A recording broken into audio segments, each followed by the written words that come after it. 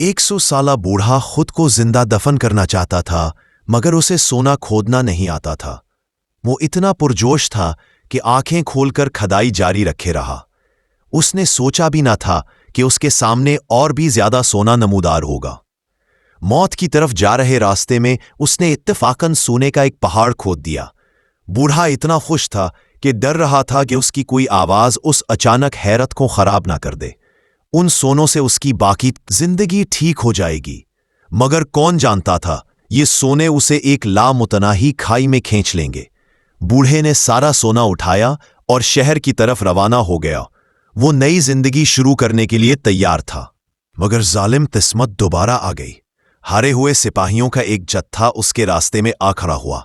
उसने देखा कि वो सोना देखते ही सिपाही लूटमार पर उतर आए। बूढ़ा शदीद गुस्से में था, मगर इतने सारे सिपाहियों के सामने वो सिर्फ चुप रहकर बर्दाश्त कर सकता था। लेकिन जो उसने सोचा भी ना था वो ये था कि सिपाही इतने बेरहम निकलेंगे। उन्होंने ना सिर्फ उसका सोना छीना, बल्कि उसके प्यारे कुत्ते को भी ना छोड़ा। ये बूढ़े को मुकम्मल तौर पर गुस्से में ले आया। वो सिपाही अभी उस पर हंस ही रहा था कि अगले लम्हे उसके सर पर वार हुआ।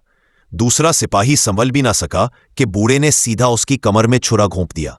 जब सिपाहियों की हरकतों की आवाज सुनाई दी तो उसने मशीन गन उठाकर फायरिंग कर दी, मगर गोलियां सब अपने साथियों पर ही लगी। ये बिल्कुल किसी काम की ना थी। तमाम सिपाहियों ने पैसों का एक संदूक हासिल कर लिया। अगरचे इससे बहुत से सिपाहियों का काम तमाम हो गया, मगर खतरा खत्म ना हुआ, क्योंकि दूर से टैंक के हारन की आवाज सुनाई दे रही थी। वो इतना खौफजदा हुआ कि भाग खड़ा हुआ। बूढ़े के फरार की सिमत देखकर अफसर को पीछा करने की कोई जल्दी ना थी, क्योंकि वो जानता था कि आगे वो बारूदी सुरंगें हैं जो उन्होंने खुद बिछाई थी।